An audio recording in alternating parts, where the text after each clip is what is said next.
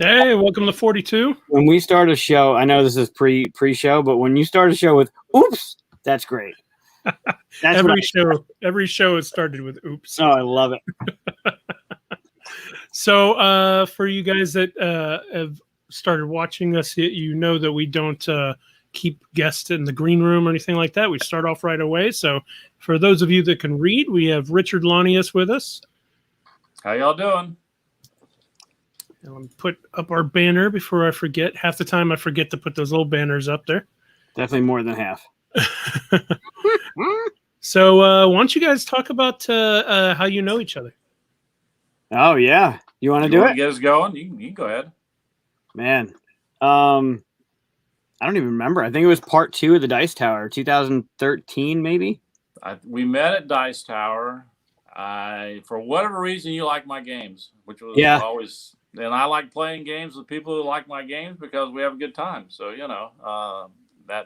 that's kind of how we met. That's how we kind of got together. And then I think it was the following year you came and said, "Hey, I got this game I designed, and I'd like you to play it with me, give your feedback." And we started playing your superhero game, which was based off of the Avengers. Okay, that one right there. Yeah. Yep. And it was a few years after, though. I had to grow the balls to actually talk to you first. After my first experience. So for those watching, for those that know, my first modern board game experience was with Arkham Horror. And I've gone over this in a previous show, but that world was what brought me from the mundane Monopoly Scrabble to, wow, there's this whole world out there that's amazing. And then the first Dice Tower, the first, I think, convention I went to, I signed up to play a game that Richard was teaching, and I rolled like absolute shit the entire time. I couldn't get out of the library or the university. I kept rolling failures across the board. He's like, "What the hell are you doing? Why are you even playing?" And it just made that experience even better for me. That's one of the things that makes it fun, though, is when it always goes that way. There's always somebody who gets all the luck and somebody who loses all the luck. Especially if you run a game with 8 players, it always goes that way. Okay, yep. And it's always amusing when that happens, especially if the person who rolls lucky has never played the game before, because they're like, "I don't know why you guys think this game's so hard. It seems really easy to me." They're like rolling everything they need to roll, and then somebody else is just rolling terrible on everything. So yep, that was me. That was me rolling terrible the entire game. Couldn't roll to save my life. It was atrocious. But then a few years passed, and we had met at each Dice Tower, and I finally said, "Hey, I have this game you want to take a look at," and it ended up it was in the Avengers. It was a mathematical equation. It was all math, man. That game was all math. All math. Well, it was made for some of the math students, so it was math. But it was like he took the time to sit down, and then a minute he's like, "Yeah, I already know how to make this game better." And then a couple weeks we talked on the phone, sent some emails, and we had like basically a prototype ready to go. It was in the Avengers universe, and we were basically doing the first Avenger movie, so the invasion of New York City, and then and that design came out really great. I know I showed it to I think 7 companies at Gen Con, the prototype, and they all wanted it. And I basically said, "Okay, well, whoever can get the Avengers, we'll give it to them." I checked with you; you thought that was fine, and before anything else happened, IDW came back and said, "I can't get the Avengers, but I can deliver Batman if you guys want to." They said if you want to retheme it or whatever. I told them I don't really retheme, I redesign. If it's going to have to fit the Batman universe, we're going to have to make it to where there's a lot of running on the rooftops and all that kind of stuff. So we redesigned it, and it came out, and I think it's done well for them. So I kind of want the Avengers one now. Well, the Avenger ones is fun. I mean, but we would have to change a few things. I've told him, we could design that game. We could have designed that game a lot of different ways, and we made it. It was kind of a tower defense game, but I think if I was doing a new one, I would do it as an attack game where you're moving through the villain's lair trying to get to the villain. So I think that would be fun too. And I would guess from your background that you lean a little towards the Avengers than Batman. You know, I kind of go back and forth. I mean, Captain America is my favorite, but Batman's right up there probably as my second favorite superhero. So, so I don't have a problem with Batman, especially the Dark Knight Batman. So, when I say Dark Knight, I mean comic book Dark Knight. I think some of the Batman movies were good, but for me, I'm an old guy. Michael Keaton will always be my favorite Batman. So, I'm just going to toss that out there right now. In that first movie, when he grabs that guy and says, "I'm Batman," I'm like, I did not expect that, because I went to that movie thinking there's no way Michael Keaton's going to pull off being Batman. And when he was Mr. Mom. Yeah, he pulled up and said, "I'm Batman." I'm like, he is Batman. So I just recently read an article that line was actually ad-libbed. That's not what was in the script. It was, "I am vengeance, I am justice." And then at one point, Keaton just said it. And Burton was like, "Yeah, that's it. We're going with that." Yeah, great. It's great. And so I don't, probably doesn't matter how many other people play Batman. He'll probably always be Batman for me. So, well, he also pulled off Bruce Wayne really well. He did. It was surprisingly well, but and I think among the best of any of them who played Bruce Wayne. Some of them get too broody, and I don't really picture Bruce Wayne that way, because a lot of things I take back to the Detective Comics, and he wasn't brooding in those. He was, he was a little bit aloof and eccentric, but he wasn't brooding all the time. So, right. So actually, I was good either way, and I think that's been a great game for us. I think it's sold well for them, and I was recognized by Diamond Distributing as their game of the year. So, which is in the comic book industry. It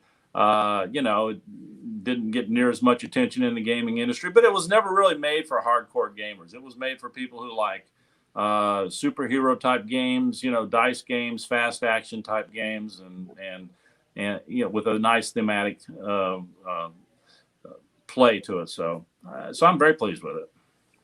But you could still be a hardcore gamer and like those things. I do. You can be, but a lot of people, it just depends. And what I've noticed, especially with reviewers, is, I'm not really sure reviewers always look at a game for who it's meant for, the audience. Okay, I guess they review it based upon their audience, and as opposed to who's the audience for this game. I look at the X-Men game we just put out with Fantasy Flight, and I think some of the reviewers like Rado and some of those got it, but my opinion was Dice Tower. They approached it as it doesn't have miniatures, and it was too easy because they played the first scenario, which is really an easy scenario, and and kind of wanted to compare it really back to Elder Sign, and while it was based off of some of the Elder Sign stuff, it really is a much more cooperative game around the thematics of X-Men. I mean, the bottom line is, you put enough X-Men on an adventure, on a challenge, they're going to win it every time. But you're ignoring other things, so it's very strategic and a lot more cooperative play than you see where Elder Sign, you're always one guy going in by yourself, because that really fits the whole horror theme. Okay, one guy, one adventure, I got to pull this off. Everything built on the X-Men world was really built to be able to sit down and play with people who don't always play. We took out a lot of the harder dice rolling stuff, to where the dice roll is just, you can roll 3 times, and then you place your dice, and that's it. So, yeah, it's very approachable. Mm-hmm. Yeah. Just real quick, want to remind everybody to like and subscribe. We actually got our first thumbs down. I was so excited last week, and then they took it away. They saw how happy I was. It just felt like a milestone. You're looking for thumbs downs? I'm not sure they're hard to get. Any interaction is fine with me. But if you thumbs down, you got to leave a comment and let us know why. I have a game that we can play real quick. It's going to test your knowledge of board games. Well, I'll probably flunk that, but we'll go for it. I have a chance to win something. This is great. Yeah. Awesome. I don't even know all the answers to these. My partner Aaron put them together for me. But if you know the game Tribond, basically what they do is they give you 3 things, and then you try to figure out what they have in common. So, for example, I'll give you an example one here. If I said Arkham Horror, Elder Sign, Warcraft, the board game, what would those three things have in common? Fantasy Flight published them. Is that what you're looking for? It might actually be the case. Actually, I think that is the case, but that's not what I'm looking for. I think I'd give you a point for it, though. There's a fourth one I could throw in there if you're not sure. Sid Meier's Civilization, the board game. Well, it's Kevin Wilson. That's it. Yep, Kevin Wilson designed it. You didn't know that one, Mister? I might actually win something. Nope, you lost me at the Warcraft one. Now I know a lot of these Kevin, are probably Kevin did the Warcraft board game for him, and then of course he took over Civilization, did the first version of Civilization that they did. Yeah, I'm not winning this. Well, obviously I used one that you guys should be able to get. There's probably going to be a lot of games in here. Maybe you haven't played, but hopefully there's variations of difficulty. So okay.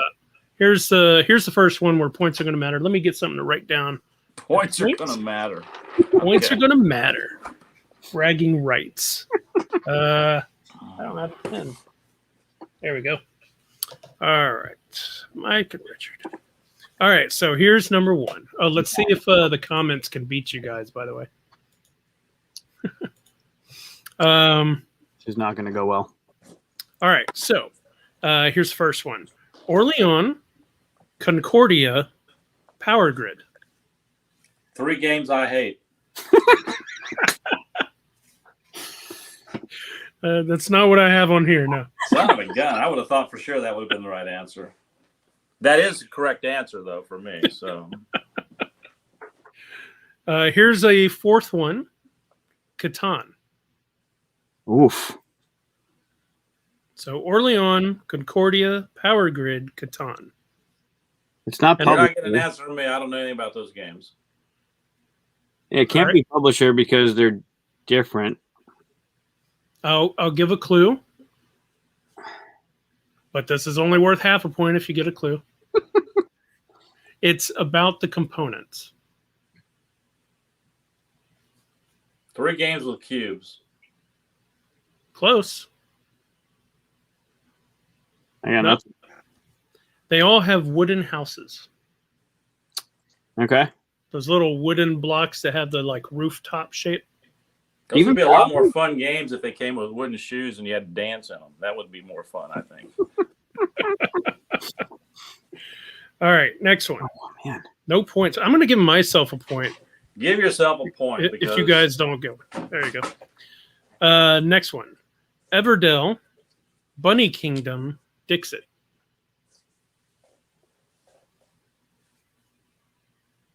You give us the first one. You give us 3 the second games one. with I feel rabbits. pretty confident. The third one throws me off. I'm going to guess 3 games with rabbits. That's correct. Ah, come on. Dixit has the little bunnies that move along on the scoreboard. Bunny Kingdom, obviously, and Everdell. Didn't even need the fourth one there. That's one for Richard. All right, next one.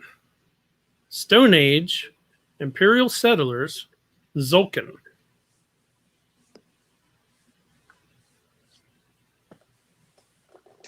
I don't even know half of those. In Stone Age, I know that you get to go to the hut and make a child, so let's go with that. You make children.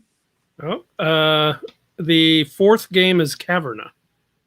I don't know any of those games. Yeah, I think Richard's onto something there. You could procreate in each of them, can't you? Nope. Clue. You might as well call time on it because no time's going to change mine. All right. The answer is they all have wood, stone, and gold as their resources. Oh, there you go. Whew. All right. Next one is Quacks of Quedlinburg. Did I say that right? Yeah, I think so. Welcome to Australia. Ooh, this one's hard. Great. I didn't know that one. I was like, what is this? I had to look at the answer. The fourth game is Root. They're not leader. Hey, Daryl. They're not leader. Is Australia the Cthulhu one? Yeah. Yep. That's Wallace, right? That's Wallace, but none of the others aren't Wallace. Is that Daryl just checked in? Yeah. Yeah. Hey, Daryl. So, Quacks of Quedlinburg, welcome to Australia en route. Completely different games. They are. I wouldn't have a clue. All right. The answer is, I don't even have a clue for this one. The answer is they all released in 2018. Ah. Okay. Oh. You could have named a bunch of others then too, you know. Right. Along with another 600 games. All right. All right. Here's a quick one or easy one. Whoever gets it quickest is gonna get this point. He says that, and then we'll get stumped. Yep. Reef, Abyss, Aquatica. Ocean games. Water. Yeah. Yep. Water. So that's Richard. Well, he said water. I said ocean. Yeah, you get it. Same thing. Yeah. I listened to the guest. I don't think there's any under the lake games, right? I never played any of those, so I just know they had water in them.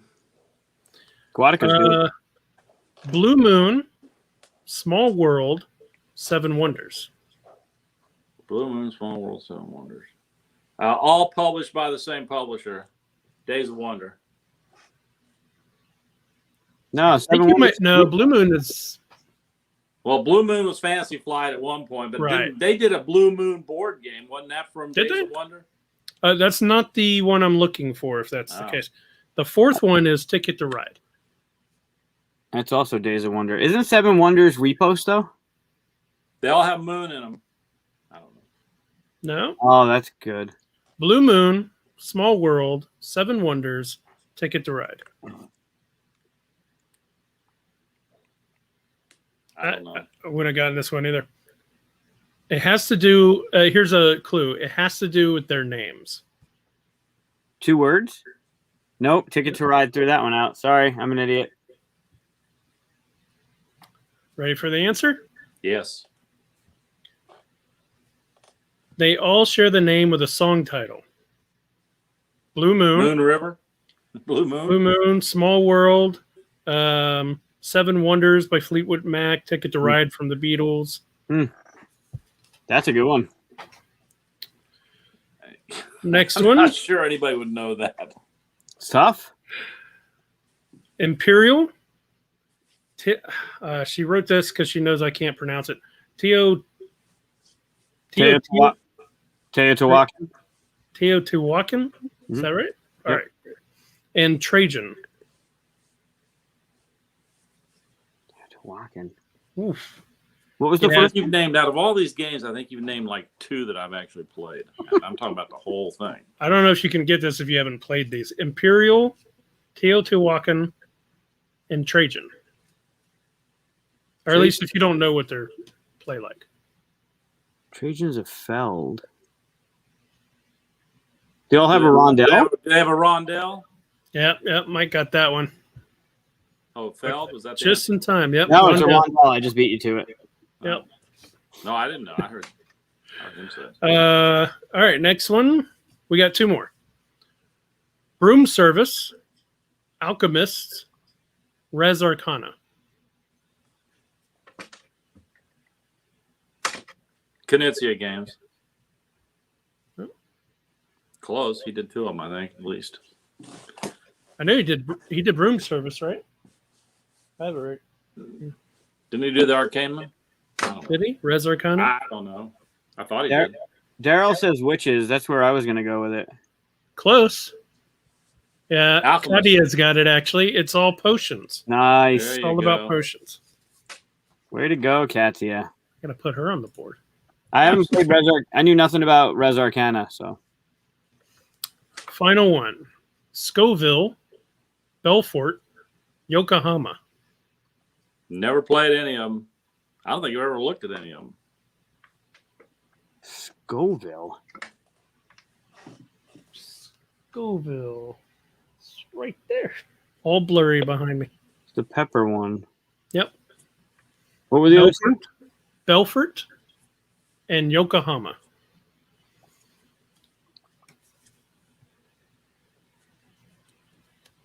I got nothing. Here's the fourth one. Orleans. Oh, Well, that really clears it up.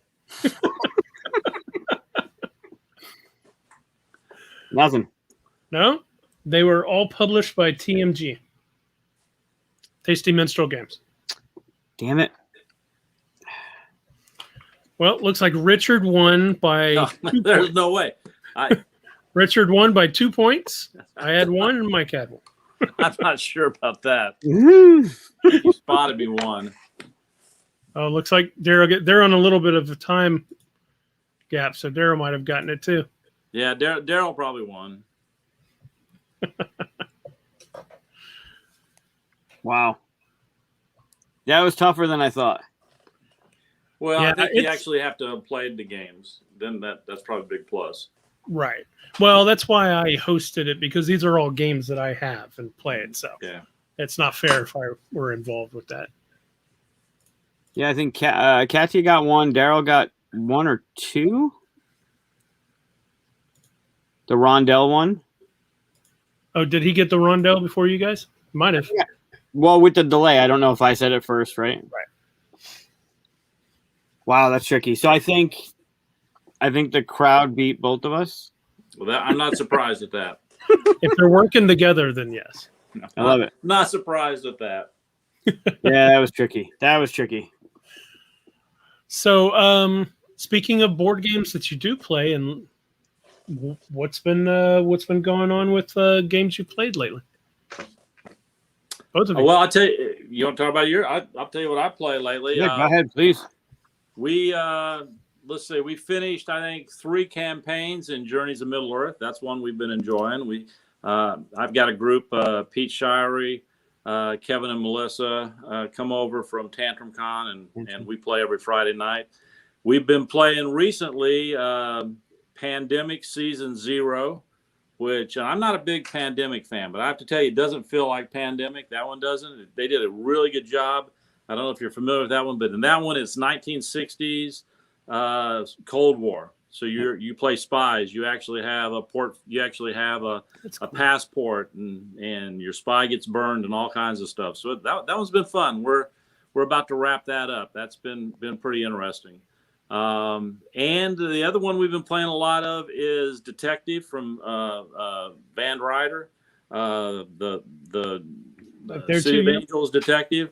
And I got to tell you what, by far my favorite detective game out there. By far. Agreed. The writing is fantastic. Now we don't play. I can't imagine the game being fun with a chisel. You guys may play it that way, but we play straight co-op, and it's just fantastic because the whole story is out in the open. It plays like in 45 minutes and 45 minutes to an hour tops, and it just is really, really solid game. So. Yeah, I've only played with the chisel, so that's interesting. Yeah, no, the whole passing stuff back and forth and all that, where one person knows something, somebody else doesn't, total waste of time. Just grab the book and either have somebody play all the characters and do all the voices, or pass the book around, and it works great as a co-op. So I'm just saying that I'm extremely pleased with it that way. So, and there's a couple of stories in there that I think would get ruined as a chisel. So just to play them out right, because the story's so good, you want that information coming out to everybody at the same time, because the information is so good, the story's so good, the characters are so vivid that it makes it a lot of fun. So yeah, we've been playing. Grandkids came over yesterday for Mother's Day. We've been playing some of the X-Men, the new X-Men game, and they really love that. And let's see, I'm trying to remember what else we've been playing lately, but played Merchants Cove that for the first time. That's a Euro. You dragged me into a Euro, and everybody was shocked because I won it. I told them it's not that I can't win it; it's just that I don't enjoy it. I should enjoy it when I win it. But that one actually I found pretty interesting. If you haven't seen Merchants Cove, everybody's doing something different to sell goods, and that it was fun. It was interesting. So I don't know if it would be interesting playing it a bunch of times, but it was interesting playing it one time for sure. So Yeah, when I heard that Merchant's Cove had the everybody plays something different, it made me think of Root or Vast or something like that. Which I haven't played Vast, but I really love Root. It's kind of like a war game. Well, this is totally different though. So yeah. So is it when cooperative? Is it cooperative? No. You're basically working to sell goods, and so people are coming in on ships, and you're doing that cooperatively. And what's Daryl saying? Which role did I play? I was the blacksmith, so I was manipulating dice. They gave it to me, and they said, "Richard, you love dice. You can be the blacksmith." So I was the blacksmith, and you only get a roll of dice like once. Okay. I rolled my dice. That was it. No more rolling dice. Now I manipulate them after that. So, but that was fun. I enjoyed it. I thought it was an enjoyable game. Beyond that, I actually don't get to spend a lot of time playing games with people. It's usually play testing. Been doing a lot of play testing of LA1, which is my sci-fi kind of cross between Blade Runner and Sam Spade and that whole world put together. So been doing a lot of that. That game came back to us from Mondo. So we've got a new publisher we're talking to right now that since it didn't get any development, I'm going back in and doing development because it's been about a year and a half since I handed it over to Mondo, and the industry moves in that amount of time. So there's a lot of moving parts in that one, and doing a lot of work getting ready to. I've done a new NASCAR game, called. We've changed the name back and forth. Originally called Rolling Thunder, but now I think we're going to go with Thunder Rolling because there's too many Rolling Thunder games out there that are based on war. And that one is just a lot of fun. It uses a neat dice mechanic to get NASCAR or stock car moves on the track. And you have to you basically roll dice, place sets onto actions, carry things out, then gain cards that you program into your car for basically the Thunder phase when you do a lot of the car movement. So that one will be going on Kickstarter sometime this year. So probably in the next month or two, hopefully. So I've been working on that quite a bit. I'm looking forward to see that one develop. That one looks really good. Yeah, it's it's interesting because it's gonna come with 8 nice miniatures with it. I made them up on my 3D printer, but we've already got the sculpt done. But we did the cars really wide.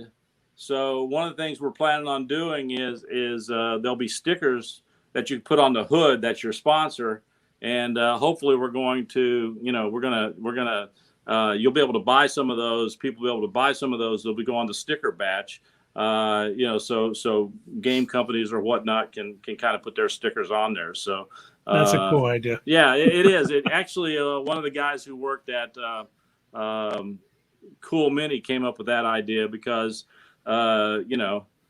they thought, boy, it'd be neat if these were like our games that were, being the sponsored out here. So actually I had a Zombicide card that I put in during all the play testing. And there's a system for it. If you're playing with less than 8 players, there's basically, non-player drivers that are activated. And I've been able to create where they all have their own certain personality. And the Zombicide one is kind of an aggressive guy who bumps your car backwards and, switches places with you all the time. So when he's on the track, it's always kind of fun to watch that action take place. So that's what I've been busy doing. I hope LA1.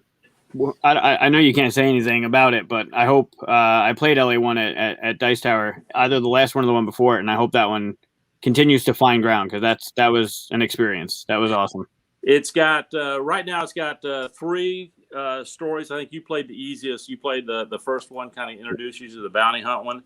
It's got a murder, and then it's got this big sprawling story of disappearing people from the City of Angels, which is on a tower above the clouds. And 2 more stories that I'm trying to wrap up. I've got a few people who want to write stories now that have been in the play testers, some role players out there who actually want to write some stories. So, but yeah, that one, I've got a couple of different options as to what we're going to do with it. But I have one company that's seems like they're very interested in it. So we'll see. Me, it's about the design and playing it. So, I guess I'm at a point of life where I'm less concerned about getting it published than the other 2 designers on the game. So, I'm sure they'd love to hear that. Yeah. So yeah, they already know that.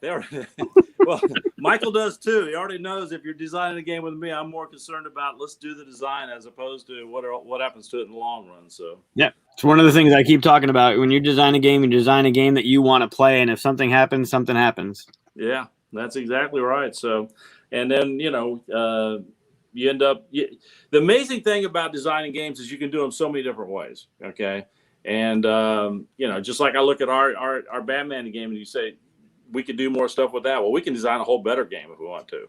That's a good game, but we can design a better game. We just sit down and decide we want to do it and figure out how we're going to do it and what we're going to do, and we just go make it. That's the great thing about this designing games is, it's just fun to do. And people talk about, all the games they play. Well, I like playing games too, but to be honest with you, it's a lot more fun to make a game. So It sure is. It's true. So one of the things I'm going to skip around a little, Chris. One of the things in the show notes I wanted to talk to you about was the co-design and your thoughts on co-design versus solo design. Like how you feel about designing a game by yourself and how you feel about having a team. Because most of the games you design are with someone. How do you approach that? How do you feel about that? Look, it's always great to design a game with somebody.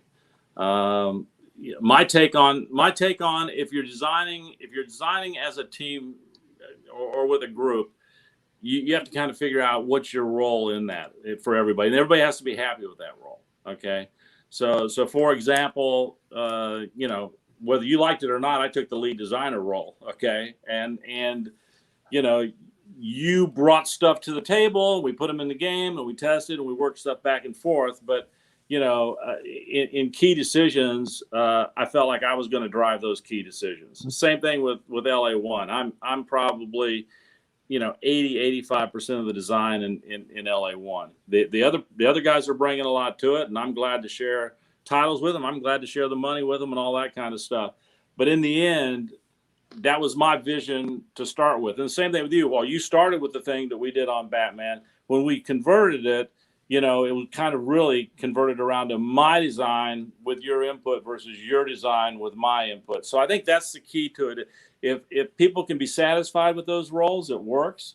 If people can't be, if somebody's involved, I think, in the design and they lack self-confidence or to where they don't think they're getting, credit, or they don't think that they're being heard, then that kind of destroys the whole teamwork thing. But I think, to be honest with you, I can go design games by myself very easily. Okay. But it's more fun to design with other people, and so I really enjoy designing with other people. I've had fun with the Sadler brothers on Freedom 5. They've been a joy to work with, as well as Walter and the team down at Arcane Wonders who've been involved with it, not to mention the guys at Greater Than Games. I mean, Christopher is, he's in the middle of this thing too, because that's his world. Right. And when I have a conversation with him about something I'm trying to do in the game, he tells me the whole history leading up to this event that we're doing in the game, which, is interesting for me to hear because he's so involved with it that I think, wow, that's what you ought to be, that kind of ownership that you have in it. On the other hand, it has little to do with what I'm trying to do mechanically here, okay? But it has everything to do with understanding the game. So they bring a lot to it as far as that's concerned when I meet with the folks at Greater Than Games on it. So it's just, I'm at a point now, and I've been here for a long time, that I would rather do a project with somebody just for the joy of doing it with them. And if the other designer enjoys it, and certainly if it helps them out, then I'm totally in favor of doing that. But I don't really want to get in situations, at least from my perspective, where people feel like they're wrestling for credit or things like that, because I'm really not into that kind of stuff. Right. Yeah, does that sound realistic? You actually design games with me. Does that sound right? It totally did. I mean, I had the opportunity to co-design a game with the guy who designed the game that got me into modern board games. You could have told me to scratch and did whatever you wanted with that, and I would have been like, yep, absolutely, you got it. Well, thank you. That's so do you find that there's more, I don't want to say pressure, maybe motivation to work on a design that you are working with someone else versus your own? No, not really. I mean, I think if you're a designer, you're a designer. what I think is when you work with other designers, they bring such creativity to it, okay, to where they just naturally make you better. All right. I mean, I hope I do that for the people who design with me, but they definitely do it with me, whether it's just a question or a statement. Okay.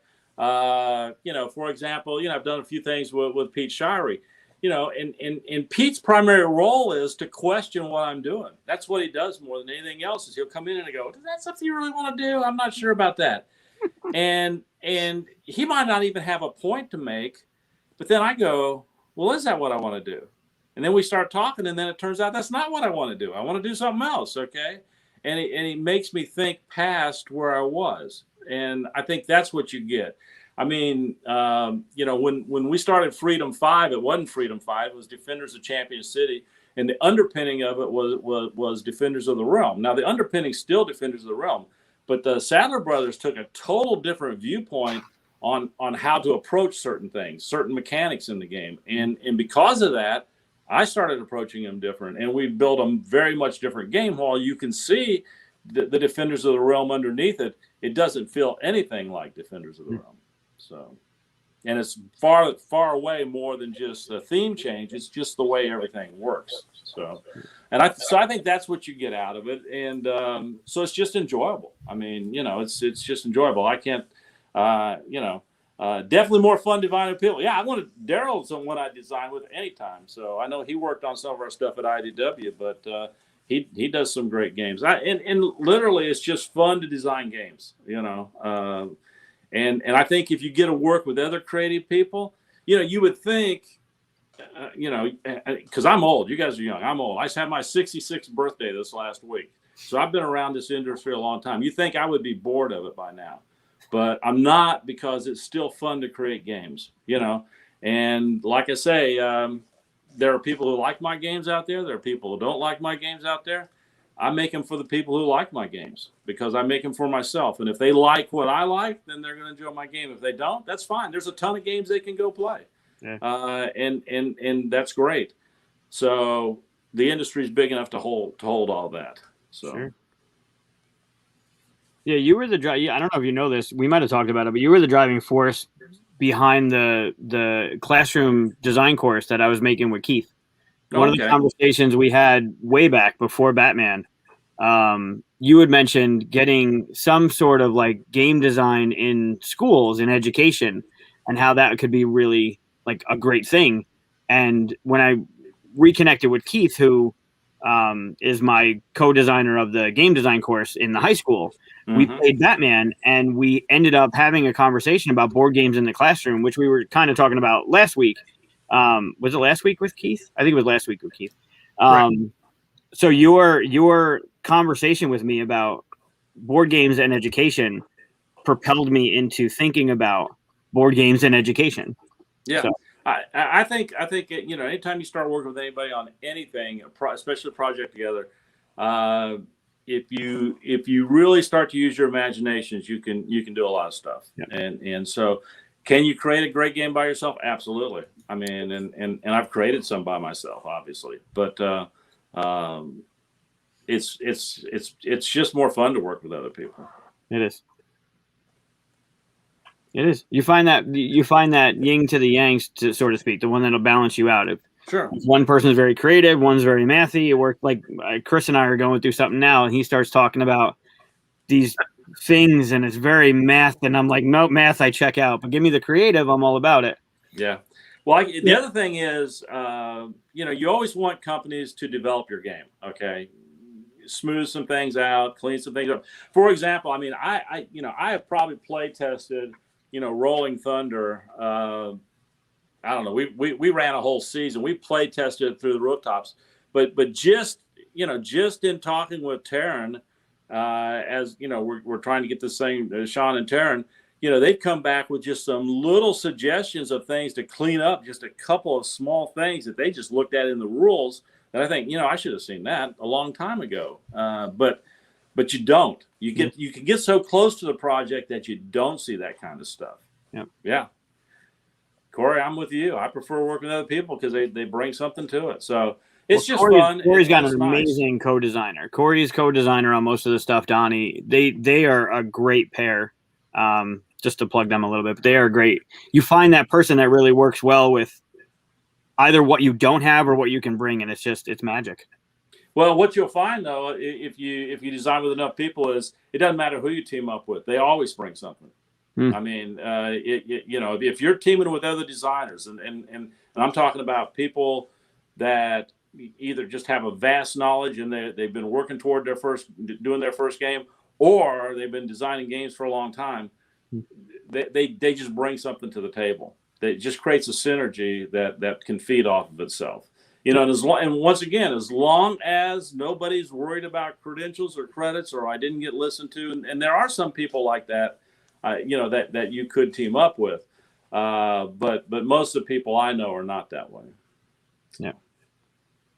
Do you ever feel like someone's being too, I guess, pushy, or like they're going for something that you're not, and they're just pushing that when they're part of the design team, or when they're playtesting? Which one are you talking about? Design team? Design team. It probably would be me. If you're designing with me, I'd be the one who would say, "Wait a minute, we're not doing that." Okay, probably faster than anybody that I've designed with. That's actually why I'm asking. Is not because I've encountered that, because I'm always kind of concerned that I do that. And I guess Mike could answer that more than I could, but I'm always a little concerned that I'm pushing. What I would tend to do is, if something didn't hit me right, I would tend to shut the door on it, but then leave the conversation open and think on it and come back. And many times I've turned around where I've said, no, I don't think we want to do that. And then a day or two later, I'm like, you know what? I think that is a good idea. Not exactly as you had it, but something like this. Okay. And then the dialogue starts back up, and that may at times turn somebody off that I'm working with, but if it has, they haven't told me. So, I try to be open to conversations, but it depends. Once again, it depends on your role.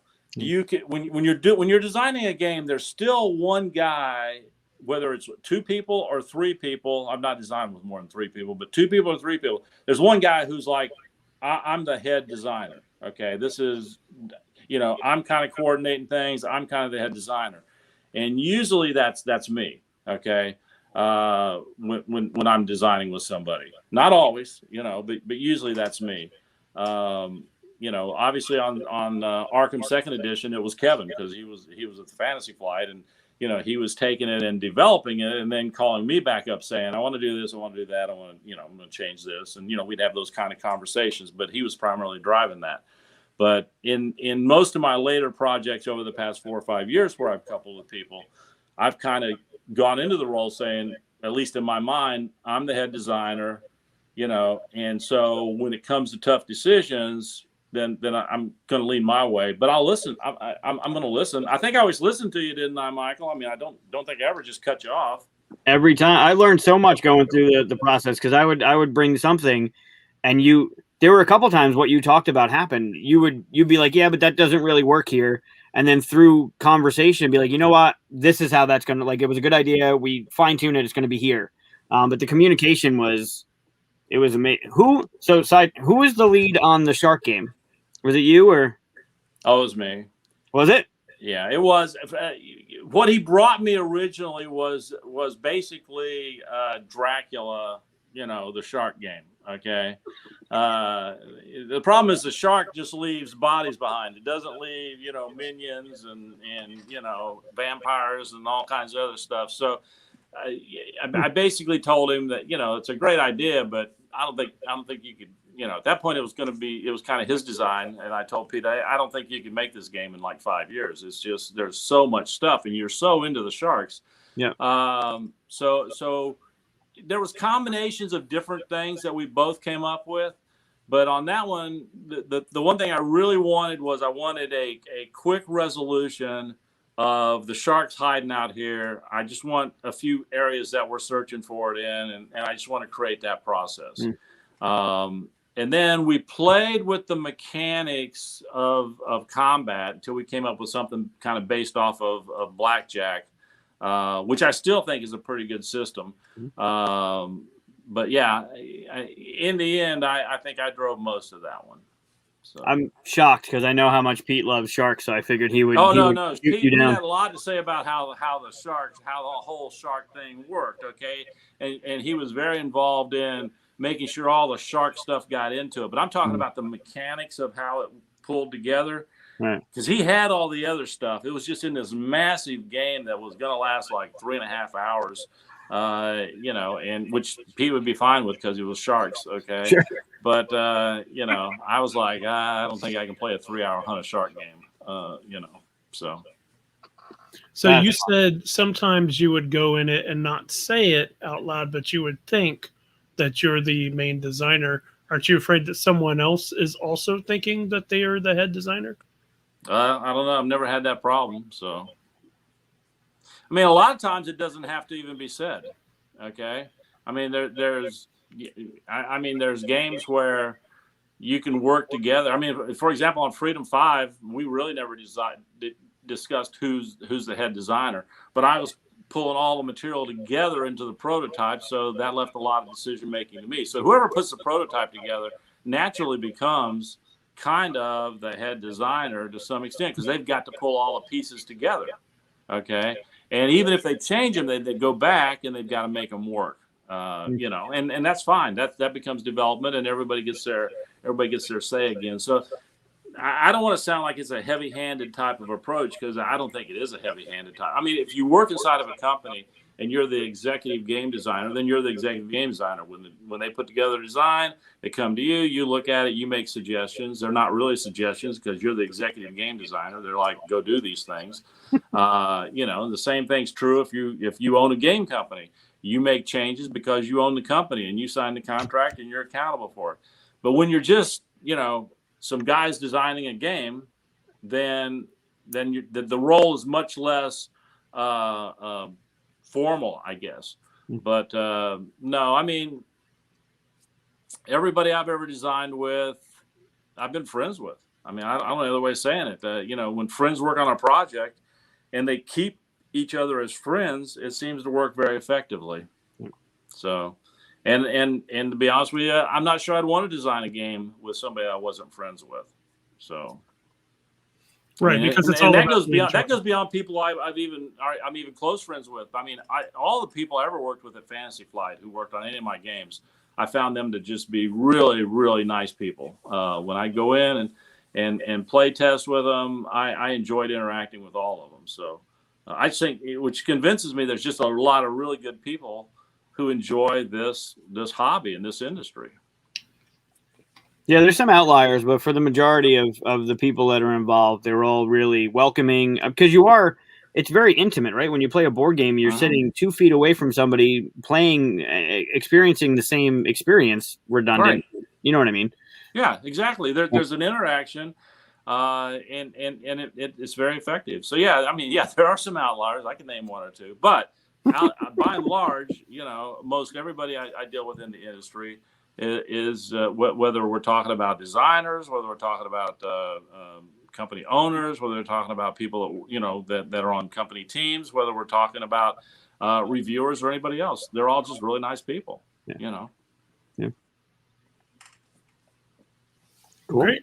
What about working with people with cooperative games versus competitive? Any difference there?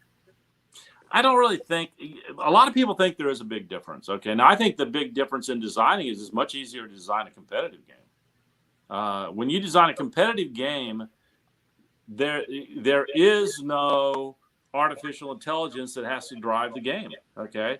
And the artificial intelligence for a co-op game has to be one that's tough enough that people feel challenged, but not so tough that they can't win it. Okay. So you've got to find that balance. And when you find that balance, then you've got a great game. If you don't find that balance, then you have a game that's maybe good, but it struggles from being what the players are looking for. And if I do a competitive game, I don't have to deal with any of that.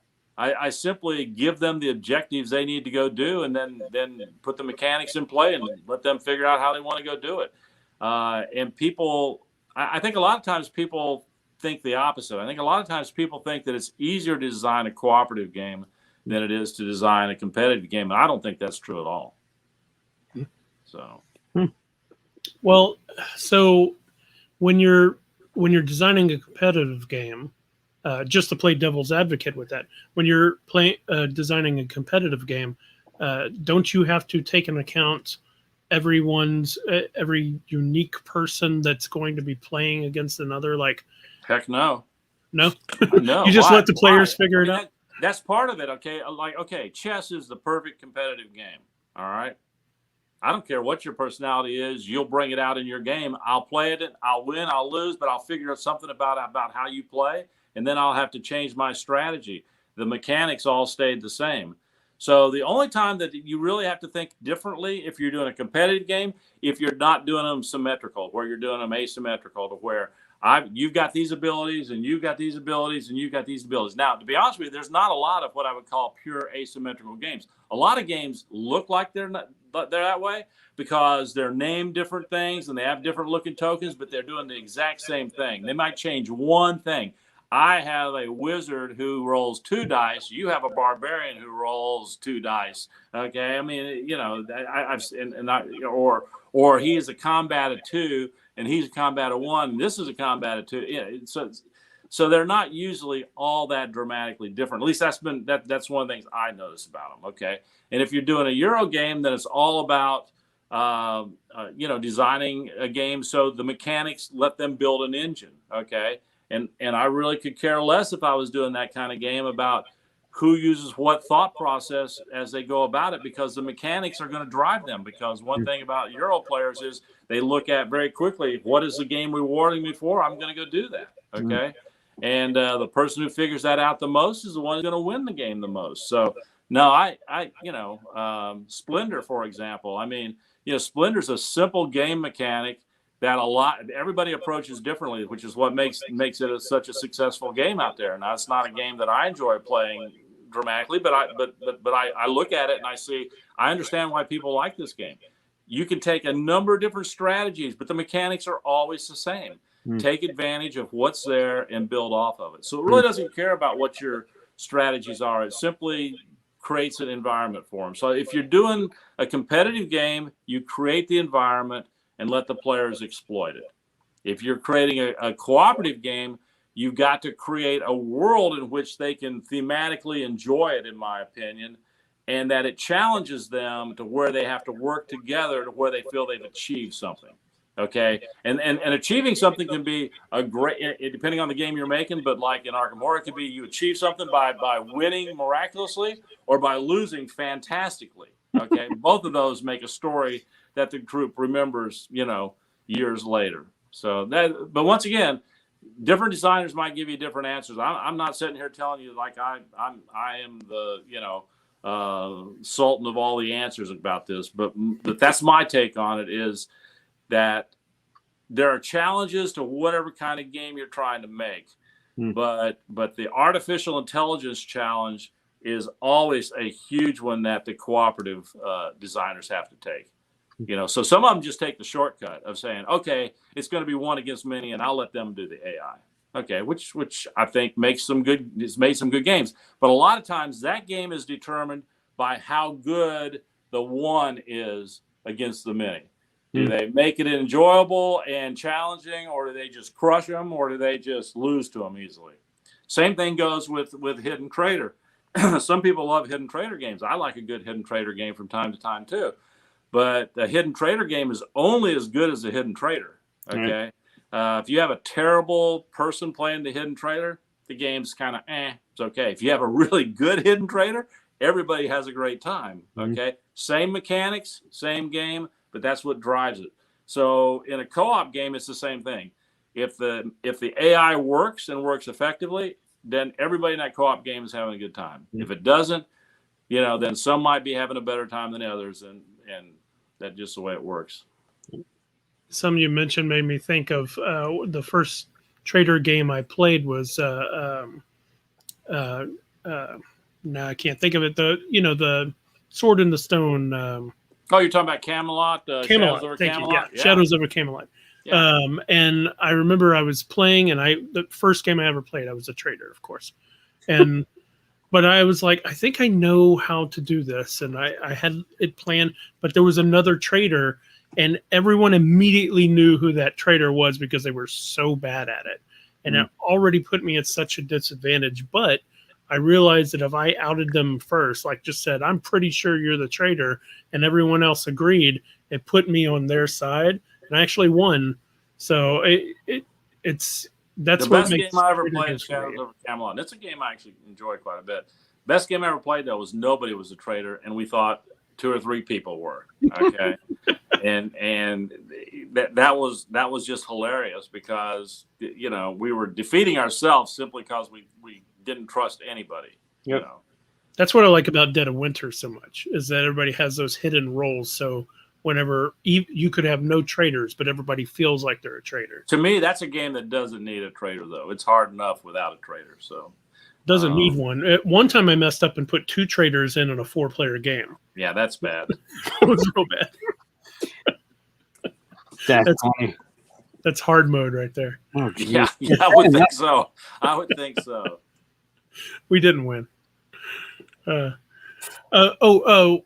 other question about cooperative. So, do you ever design to try to fix or work around the alpha gamer issue? Not really. Occasionally, I guess maybe I think about it in design, but I don't really try to work around it.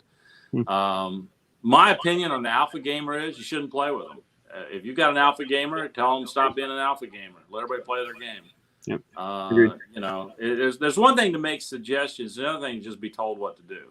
Yep. And but I actually design games, and I know somebody's listening who may like this, and somebody's listening who may not like this. I actually design games with enough randomness that it's kind of difficult to have an alpha gamer. Okay, you can make suggestions usually in my games, but there's too many possibilities and too many chances of dice rolls that just doesn't work. Okay, so in the end, all the alpha gamer can do in most of my games is make a suggestion. Yep. Whereas if it's a puzzle-like game, for example, Pandemic is a puzzle-like game. That's where the alpha gamer just takes over and said, and really might as well just play everybody's cards, everybody's turn, because they basically say you need to do this, So my games I don't really have a whole lot of that. So because I do try to leave. I actually like randomness. I think it's part of life. So I think it belongs in the games. The uncertainties, I think, are what makes it interesting. Yeah, you get smashed rarely at times, and then you get a big windfall at times, and I'm okay with that. In fact, probably one of the games that I don't want to say I'm disappointed, but playing it after it was published wasn't near as fun as playing it before it was published. Was Alien Uprising. Alien Uprising, when it was first designed, was very swingy, and I mean, you could just go out there and get creamed by the aliens, or you could get up on the aliens and fix your ship and get out of there and all this kind of stuff, and and then you'd have some tight games in between. But when that game was being published, it was sent off to a mathematics professor at the University of Colorado, and he tightened up the mechanics so much that every game came down to 1 or 2 moves at the end. I mean, and it created a lot of tension, but it just was too hard. Okay, just felt too hard. And so I like some of the swingy stuff. I at least in my games, I think it works. And that's a game that's back on my schedule to redesign. I've already done some redesign work on it where really I'm going to let characters be a lot more heroic. They're going to have their own action decks and all this kind of stuff. And I'm going to put the swingy stuff back in it, mainly because I like the swingy stuff, and I think Sean will like it and want to publish it again. But once again, I'm not really redesigning it to get it republished. I'm just redesigning it because I want to play it back with my swingy stuff. So that's cool to know. Do you enjoy designing new games from scratch, or do you enjoy going back to older games and making new versions more? I like designing games from scratch. I'm old enough now that I have games that are returning to me after a long time that, I do intend to do second editions or whatever of them. But most of the games I do are new games and expansions to existing games. That's mostly what I do. But then I look back at, I look back at games that are starting to, fall out of print, come back to me. And I see things that I can do to make those games, more vibrant in today's market, and things I'd like to see in the game. If the game was something I designed 10 or 15 years ago, the industry's changed a lot since then. There's a lot of mechanics that I know that I could filter into those to make it a better experience than it was originally. And realistically, that's the only advantage of doing a second edition, as far as I'm concerned. Granted, companies do them so they can make money, but from a designer's perspective, if you're not going to make the game significantly better, then just let it be sold in a secondhand market and not worry about it. That's just my opinion. Very cool. All right. Well, any other questions, Mike? Thoughts? Well, I'm enjoying every minute of this. This is fantastic. Well, thank you. So your background, Richard, keeps reminding me that our next portion of this is just to talk about all things Marvel. And Mike told me your thoughts, or at least which you preferred, WandaVision or Falcon. Not even close. WandaVision.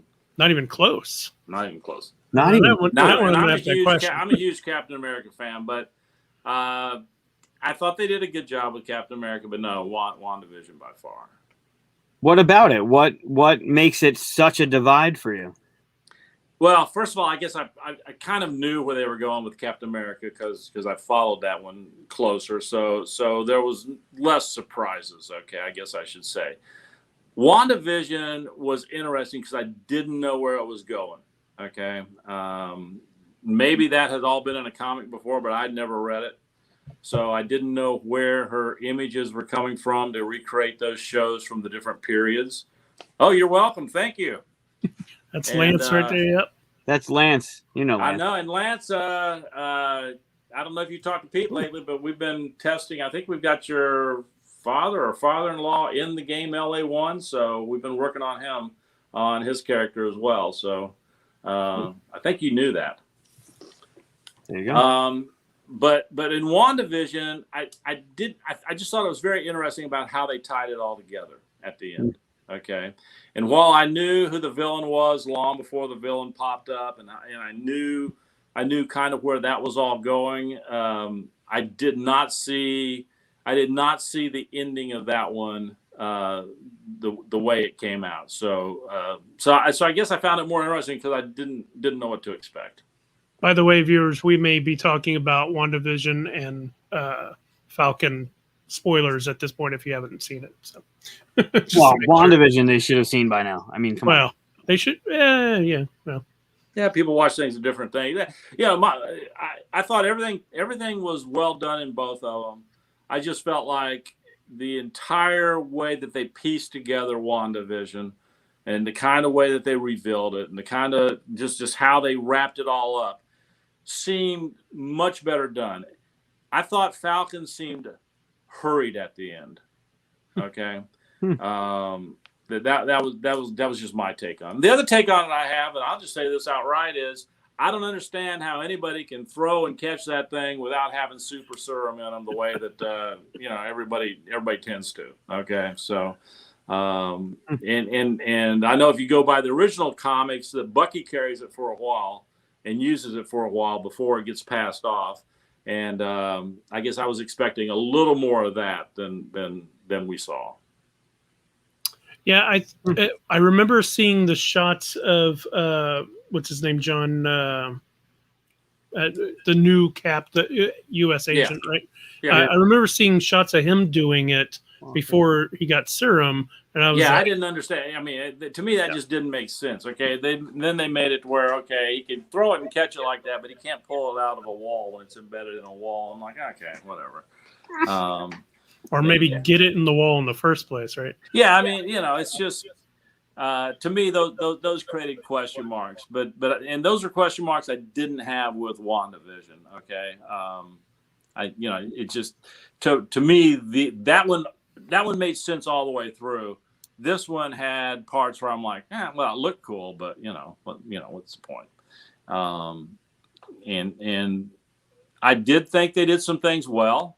I think the power broker and all that kind of stuff, and the way they created the background on that, and the way that they cliffhangers and all kinds of other stuff. I thought they did well. First of all, they did it well all the way through. So I don't want to. Anybody who's not watched it, I don't want to imply they haven't. Lance wants to butt in and change our subject back, but that's fine. It's a good question. Well, I can answer that question. How much was I involved in third edition? Well, I came up when we started the design on third edition. I came up. I had a meeting with Corey, and predominantly, and we walked through, everything on third edition and what the thoughts were, how they were going to go with it. What did I want to see in it?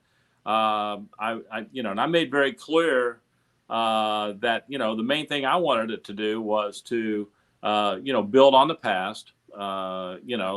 It was becoming clear people wanted more of a storyline, and they definitely had the key designer. She had a background in computer game design, and definitely leaning that direction, and was driving it. But I wanted to see the locations clearer on the board. I liked the whole idea that how you can move around, do all that. And then I just wanted to be true to the characters and make sure that they got carried over into the new world and operated pretty much the same way. Beyond that, it was pretty much driven as a combination of, we want to tell more of a story like in Mansions of Madness, and we want to pull in some of the stuff that people are loving from the card game. And I didn't have much to do with that. So basically, after my first meeting with them, I came back up 3 months later. We played the game. I made a few suggestions, not as many as I made when we were working on, for example, Eldritch Horror, where I stayed a lot longer and worked a little bit longer with Corey. But some of the stuff I suggested, they looked at. I know at the very end, I got involved in the final testing, and I drove one of the big changes where monsters used to be just drawn off the top of the deck. And I contacted Corey and I said, look, at the top of the deck, I can see not only the monster that's coming, but see the location they're going to. We got to draw from the bottom of the deck. And Corey's like, oh yeah, we're making that change. And, so I kind of got that one instituted, but I give them credit. The Fantasy Flight team, drove most of the stuff on that game. They've got what's like an Arkham Bible, which kind of drives how the characters get treated and how everything runs. And so people are very up on, making sure that everything meets what it's supposed to meet in terms of the game.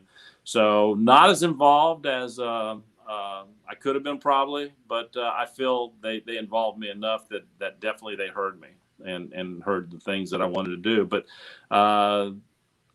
I think they did a good job. I think if you look at the base game, it's good, not great. I think when you add the second box expansion, it becomes great. The first small box expansion, I think, gets it to where it probably should have been. It adds more cards to all locations. It gets it to where it probably should have been, but just cost-wise, I don't think they could get there right off the bat. But it adds 2 new good stories and puts new encounters in each location. But the second box set, I think, really carries it up to where I would say it's every bit as good, if not better, than the second edition. So, is that as good with the second edition with the expansions for second edition? I think everybody felt the same way about second edition to some extent. When it first came out, there just weren't enough cards at each location for the encounters and that type of stuff. So basically, once we did some expansions, you had a broad range of cards. But what the second edition had is that you still had, I think, eight ancient ones that you could put in to play that could change the game dramatically. Whereas you have just 4 stories in the base game of this one, and you can replay them. But once you play them, you know what you have to do. Okay, And so because it brings the mystery aspect to it, it makes it less fun to play unless you're playing with other players that hadn't played it before. But I think with the new ones, there's just a lot more stuff that comes into play now. So that's just my opinion. So I know the box set that's been published is really good when you add that on. And I play tested the next expansion, and it's I think even better than Beneath the Waves. So that's just my opinion. All right, great. Well, I have a question for Lance. Moving on back to Marvel.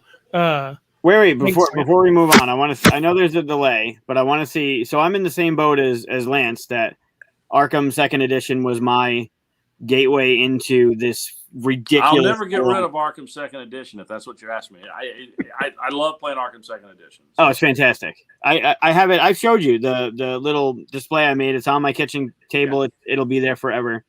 And with 8 players, there's nothing better than Arkham Second Edition. I mean, Eldritch is good with 8 players too, but either one of those are my go-to for 8 players. Yep.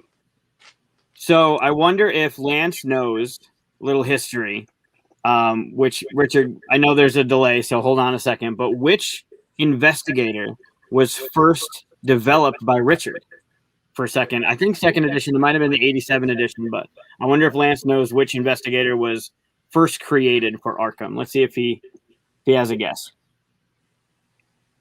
And it might take a second. You're talking first edition. The first investigator you ever created. Right. But for second edition? The second one. It was the first and the second? I can tell you the first one and the second. I can tell you the first one created and the second one created. I think the second one has a little more of a tie to you, right? If I remember? Yes, I guess. Let's see if he's got an answer. I'm curious. I think Lance got his answer and ran away. That's possible. Or he's still lurking in the comment section. Might be.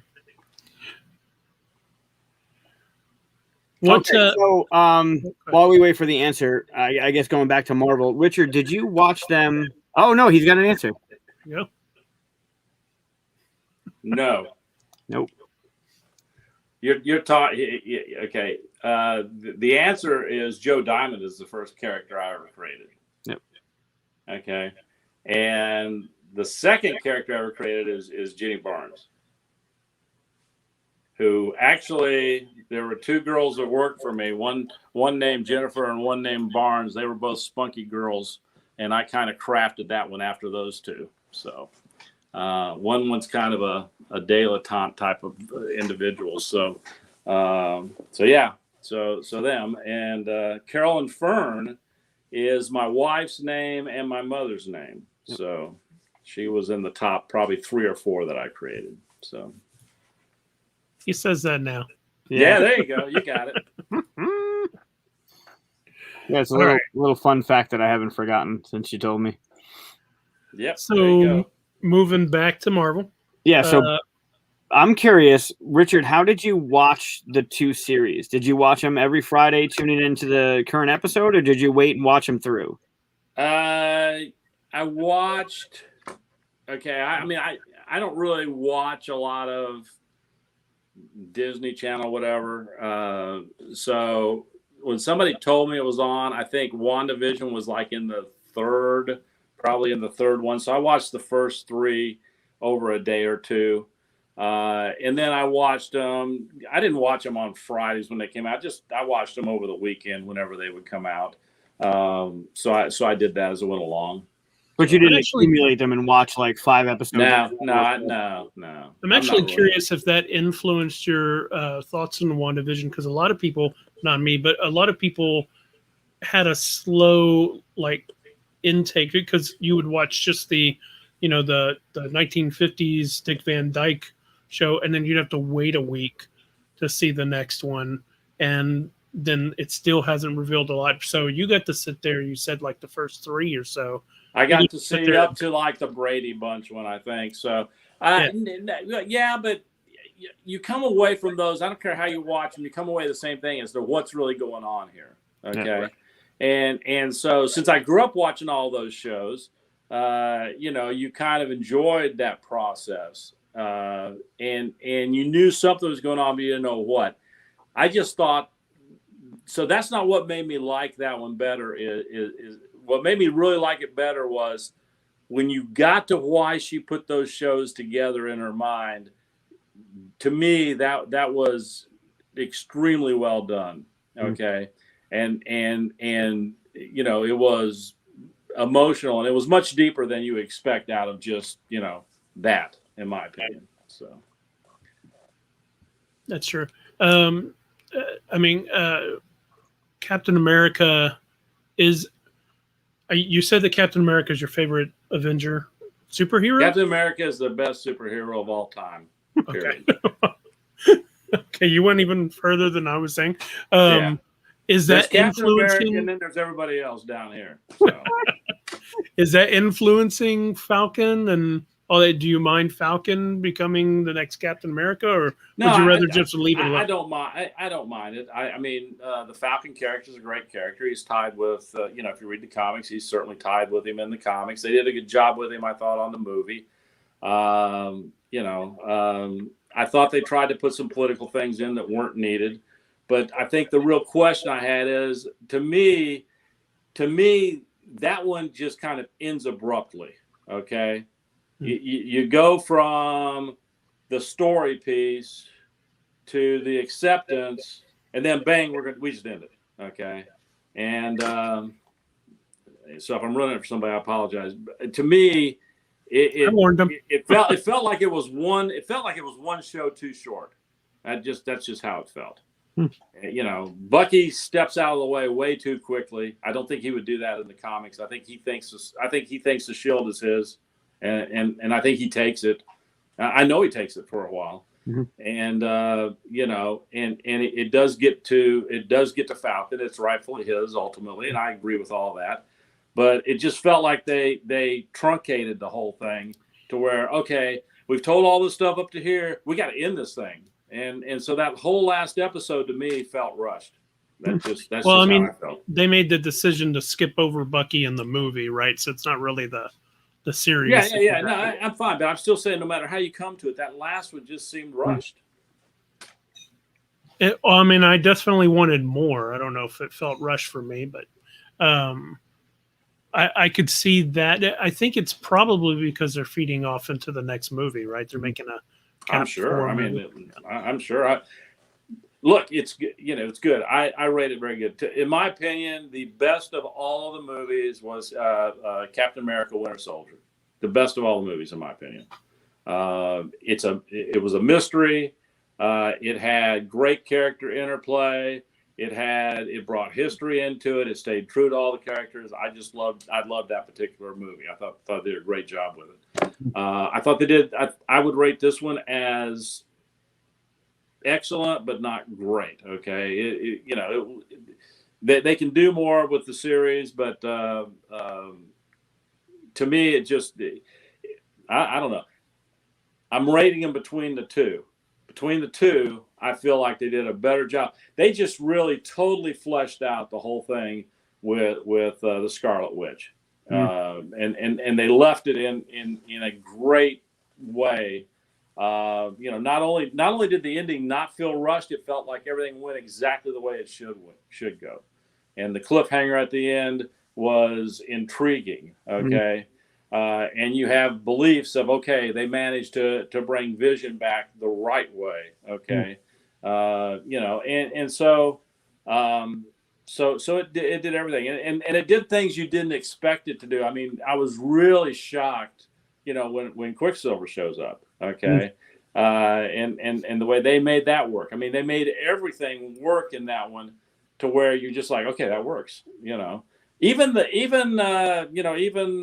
detective and the science girl outside. I mean, that all works. Okay, everything worked. I thought really well with it. So, yeah, I'd like to see more of that character too. She's from Thor.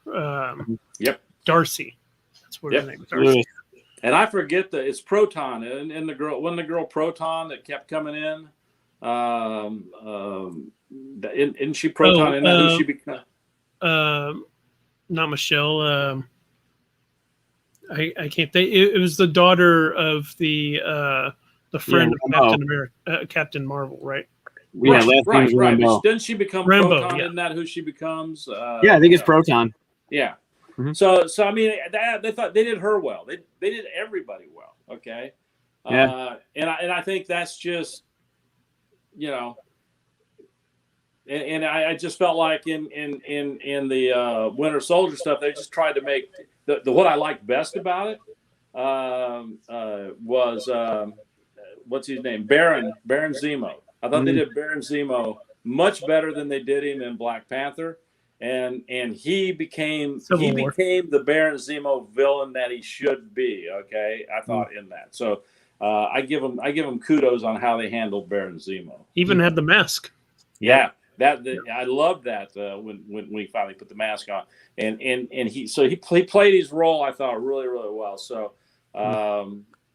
you know, so they did some things well, and then they did some things that felt rushed, and then they did some things that felt like they were just politically put in there because somebody wanted to, and to me that kind of created a stew, as opposed to everything in WandaVision felt like it was just the way it should be. Okay, no. Nothing but this is the story we're telling, and we're gonna make the Scarlet Witch essentially. Okay, and that's what they did. Do you have any? Well, we have 4 Marvel movies coming this year. I think 4. I thought they announced 5, but I don't know. I haven't looked at any of them. So making me excited. Another one? I know they got a new Black Panther. Yeah. That's not this year. But that's next year, right? Well, they're all tied together. Is all I know. I don't know what's coming when. So Shang-Chi, Spider-Man, the Eternals, and Black Widow are all coming out this year. Right. So which of those 4 are you guys most excited for? I haven't seen the previews, so I'm really not excited for any of them. You know. I guess Black Widow is the only one that we know right off. Well, Spider-Man too. Not Spider-Man too. So I'm really Spider-Man because of the rumors. I want to see what's rumor and what's really gonna is. Are they gonna do the multiverse? Are they gonna bring all the stuff in, or? I don't look at those rumors, but I already know what the rumors are. I try to stay away from them, but you can't, right? You can't. It's fun. I haven't seen anything on any of them. I saw the previews to Black Widow a long time ago. I was kind of excited about it at first, but now I'm kind of past Black Widow. So I'm like, okay, if she's dead, I don't worry about it. Right. That's interesting, right? That we're going to see a movie, like an origin story movie on a character that we know ends up dead. Yeah. I was intrigued with it when it first came, like I said, when I first saw the previews, but now it's kind of like, oh, okay. Yeah. They should start it off with her like in that void that's in Infinity.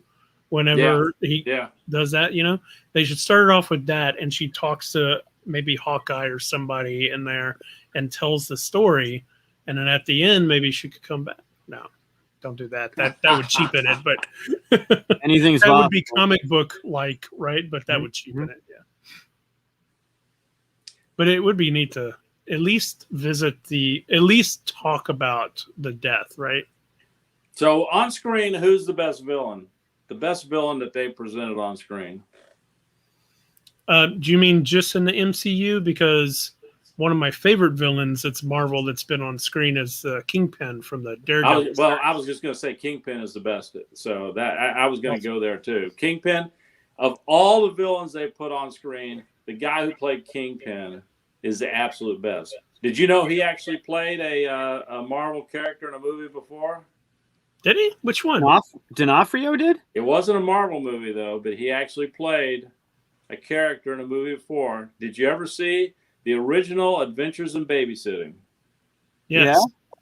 You remember the guy that worked that fixed the tire for him, and the little girl thought he was Thor? Yes. Yeah. Was that him? That's him. What? That is him. That's great. I'm going to have to go back and watch that now. I had no idea. That's amazing. Wow. He had long blonde hair. He was thin and muscular, and, you know. That's him. So that's a good trivia question, by the way. That's a really good one. So, yeah, I thought that was the best portrayal. And I think the Daredevil series they did was excellent. Daredevil was one of my favorite characters. and I think they've done a great job with the Punisher series. So Yeah. Actually, the whole Defenders line has been pretty good. So I agree. The only one that's not really all that good is what's his name, Iron Fist. Iron Fist. Yeah. Yeah. I haven't met anyone who hasn't agreed that that's the weakest of them, but yeah, I mean, I think it's because of the way they portray him. He's just a really weak character, is how they portray him, which he shouldn't be as weak as he is. He just lacks confidence. So, well, the character too. I don't know if it was the actor or if it was just the writing, but I couldn't get behind him as much as I could get behind Luke or Jessica, or like they were just. He was wallpaper. He was just wallpaper compared to the rest of them. I mean, the blind guy's more interesting, you know. Yeah. So, it's just like okay. Well, also the storyline did that stupid thing that I hate that they do, where they go, "Let's take away this guy's power and see him struggle forever." We're not watching a superhero thing to watch somebody not have powers. Yeah. I want to see the powers. You know? I agree. That didn't work, and but yeah, they did a great job, and you know, I'd like to see him do more. So so we'll see what they do. Mysterio is one of my favorite villains for Daredevil to face. It'd be nice to see him facing Mysterio now. So, how'd you think he was handled in the Spider-Man movie? Great. I thought they did it great. I mean, you know, if you didn't know who he was, then it comes as a total surprise. You know, they still got me. I knew he was a villain, but I was thinking, oh, we're gonna see him become a villain because he was so nice that I was just like, something's gonna happen to turn him. I didn't realize he was just a villain the whole time. Yeah, he did. Yeah, they did a good job with that. So yeah, so I was definitely pleased with that movie. And I guess I don't know anything about the Spider-Man, but they've done a good job with this Spider-Man series. Unfortunately, though, historically, when they do the third one of any group, they just kind of okay, let's throw it up and wrap up this guy and get on to whoever's going to be next. You know, so if they do that, then this will not be a great movie. I think Thor 3 is better than the other two. I tend to agree with you too. Although that's how. Oddly enough, I thought all the Thor movies were solid. Okay, you know, Thor is not one you sit around thinking, oh, I love Thor. You know, but they did just a solid job with Thor in all of them, which I think he's a hard character to make, you know, solid like that. So I think 2 is probably one of the weakest of the MCU movies for me, but I still enjoy it. Watched it more than once, you know. That's the one with the ether and all. 3 is such a different feel, right? 1 and 2 are, we had talked about this. 1 and 2 are so much more Shakespearean. 3 is Planet Hulk. Yeah. I mean, you know, really, they just crossed him over into Planet Hulk. In that's what makes 3 work is it's Planet Hulk. They tell part of the Planet Hulk story, and that makes it work. Yep. Yeah, well, they also, I guess they knew that they were going to be kind of connecting them, the Guardians or something, because the whole style and everything. Oh, yeah, they knew that. They knew that. Kind of turned toward. Yeah, they had it mapped out. They did get, all of them been good. Kind of over, you know, they can get into overkill after a while, though, I think. You know, I mean, I watched the Wonder Woman movie, and I was not overly impressed with it. It was okay, this last one, but the last Wonder Woman movie, or the first Wonder Woman was good. The '80s one, I was kind of so on. Have you seen that one yet, Mike? I haven't on the DVD player. I haven't watched it yet. I mean, I can't say you should be motivated to. No, I have absolutely no motivation to see it because it's already been shit on this show. So. Yeah, I hated it. It's worth watching, and they do a good job of creating Cheetah, I think. But beyond that, I don't know. It didn't work for me at a great level. So. There's always a risk of having more than one villain. Yep. One of them gets robbed, and I think she was robbed. Cheetah. They just they did better than I thought they were going to with 2 villains going on, but. You know, and that's like Spider-Man 3, the Tobey Maguire one. They had 3 villains in that one, right? So, like the more villains you throw in there, just like the worse the thing is. So, yeah, yep. But they still keep trying to pile them in there. Well, they have to, right? It makes money. Sure does. It's an appeal thing. They can make money. But yeah, to me, that one was okay, but there was just some parts of it I didn't care for. So, Have you? I know we're kind of switching over to DC, but have you had a chance to watch the Justice League, Snyder's version? no, and I don't really, I don't know. I liked Aquaman. I thought they did a good job with that. I haven't really liked any of the Superman stuff hardly since going back to the original Superman stuff.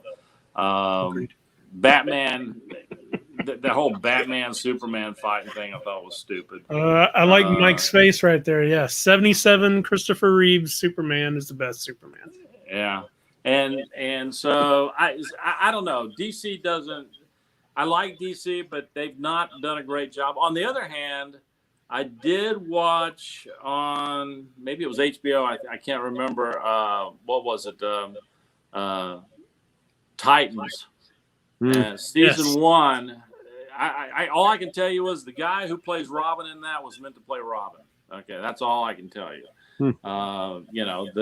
They did. I thought they did a decent job on season 1. I got kind of bored with season 2 and just stopped watching it. But season 1, I thought they did a pretty good job on.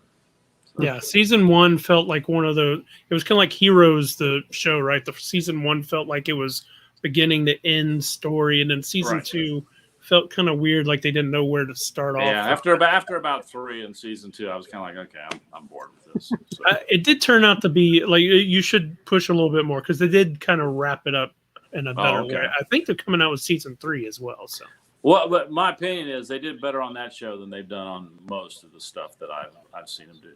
I think DC does better on TV shows, especially animated shows and animated movies. They do really well. Of course, they're just pulling from the comics, right? But yeah. I mean, they've had some shows that I'm trying to think of some of them back though. What's his name? Their magic user, is it Constantine? I thought that show was pretty solid. It didn't make it, but I thought that show was actually pretty solid. They did a pretty good job of presenting him, and the guy who played him, I thought, was pretty solid. I think he also voices the animated show, animated. And then there was himself. Yeah, it could be. And then there was a show years ago. Was it Human Target or something, where it was based off of the DC character who could. In DC, he could change the way he looks, but in this one, he just would. I think it was Human Target or something. I can't remember the name of it, but it was a pretty good show. I think they had 1 or 2 seasons of it. He would hire in as a bodyguard or whatever to find out what's going on. So that was a pretty good show. But so they've had some decent shows, I think, from time to time. But yeah, DC tends to struggle more of finding their identity. I think part of it is, I think they've done a really good job with their Flash show. I mean, I watched that some. But I think the Flash is the kind of character everybody can like. Run. Run, Barry, run. Not everybody. All you got to do is run. And it's a brighter show. Most of the DC universe is just so dark. So dark, And they did a good job with Green Arrow for a while. I mean, I got bored. It becomes too much of a soap opera when a show's like 6-7 years long. But I thought they did a decent job with that for a while. But they just a lot of their stuff is just too dark. Yeah. So. Yeah. And I think they're coming at it so far behind the 8 ball with what MCU, especially movie-wise, what the MCU movies are doing. The DC just started late. They tried to catch up way too quickly. I thought they did great with Aquaman. Aquaman was really well done. It had humor in it. It had good story in it. It was just well done. So they can do it. They just have to figure out how they want to do it. So yeah. Best of the movies for me in DC was Wonder Woman, but the original Wonder Woman I thought was I actually think I probably liked Aquaman a little better. I wasn't expecting to, but I did. So. I still think Man of Steel is great. Well, yeah, I mean, I don't know. Realistic, I haven't followed Superman in a long time. So nothing's changed. Superman is such a hard one really to do because you have to do it almost like at a Captain Marvel level. It has to be huge, for it to make Superman work. So. Yeah. Well, I mean, going back to me saying the 77 was better than Man of Steel is just because in 77 it felt like a guy that you knew before he ever put on the suit. You were halfway through the movie before you ever saw the S, right? But in the Man of Steel, it just felt like an alien had come to Earth and kind of brought his alien buddies to fight with in the city. Like, I didn't care about the dude that much. Is Man of Steel? Who played it in Man of Steel? Henry Cavill.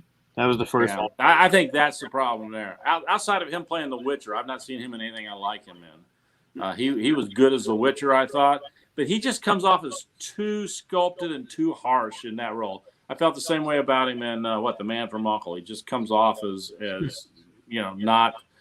He comes off as a model who is in the role as opposed to a person. Christopher Reeves came off as Superman. Okay, I mean, you felt like he was Superman, and this guy, he doesn't have the heart that he just never felt like he had the heart. I think that's more writing than acting. Witcher, that's the only time he played a role that I thought, he's really good in that role. So. I think they casted well, but the writing is where I think it fails. But it's hard to say because I haven't seen him in a role that was written in the way that I'd like to see it. But you should probably write it. Right. Because I have all those connections to make the next Superman movie. Yeah. They're waiting for you to submit your script. That's right. Yeah. Just waiting. That's great. All right. Well, now that we talked all things DC, not Marvel, we moved over to DC. That's all. So, Richard, you already touched on some of the stuff that you got coming up next. Anything else? No, those are the things. I mean, I'm not really here to plug anything. I'm sure people will, like my games. They'll see when they're coming out somewhere. Hopefully, But LA1 is probably the biggest game I've ever made. It's got more story and cards in it than anything else I've done. So, and it's really fun to play. So you said it's kind of Blade Runner-y. So film noir, but in the future? Kind of take Sam Spade, put him in Blade Runner, and cross it over into Firefly, and that's probably what you got. You probably got that combination of stuff going on. I love film noir. So it's kind of it's a dark world.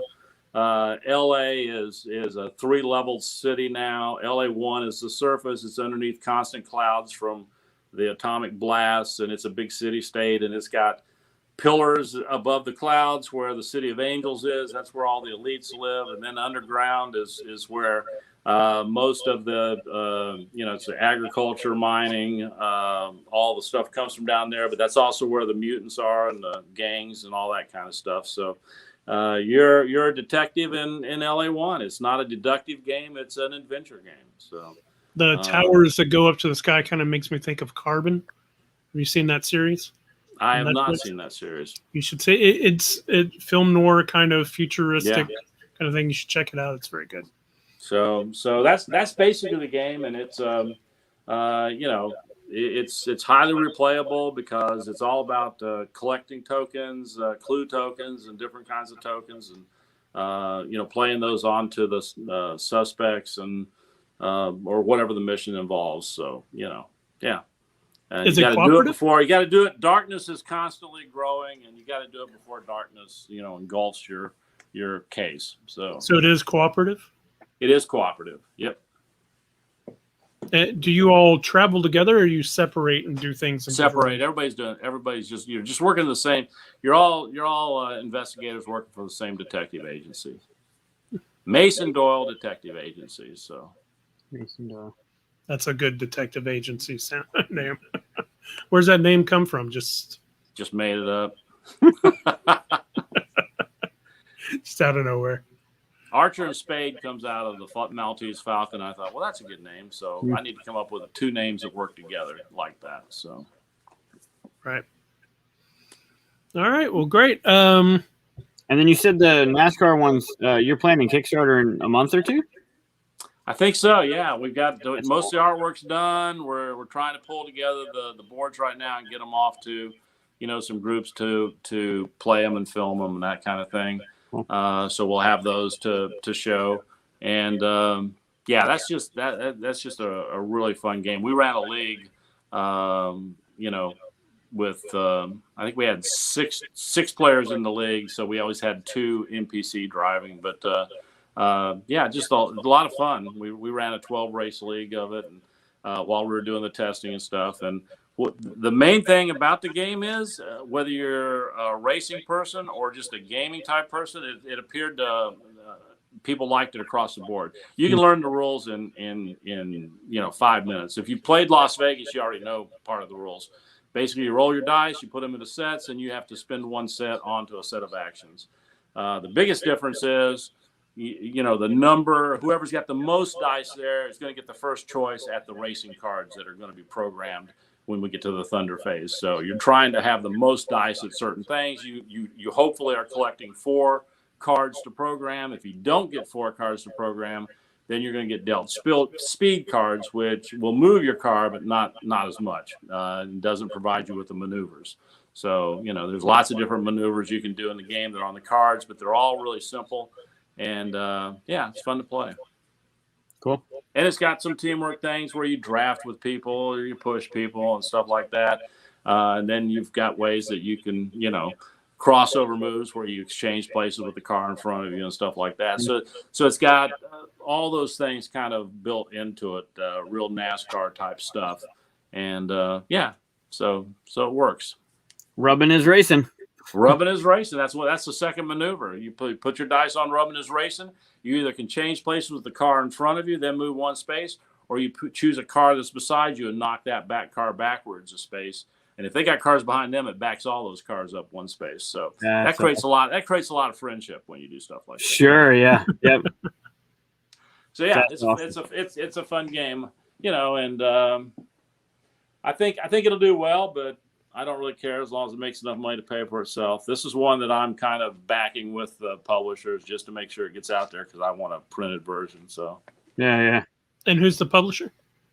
Publisher is going to be Mr. B Games, Sean Brown. Very cool. Him and Taryn, I think, are teaming up on it together at Zeroic, so they're going to do it together. I think Taryn's actually going to run the Kickstarter, and I think Sean's doing the managing over the production process with printing and distribution, all that kind. We're actually not going to distribute it. It's only going to be sold on the Kickstarter and then at cons. So if people want it, they need to do the Kickstarter.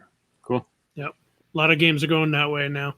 It's just not worth doing the distribution. All right. Not for a small company. Right.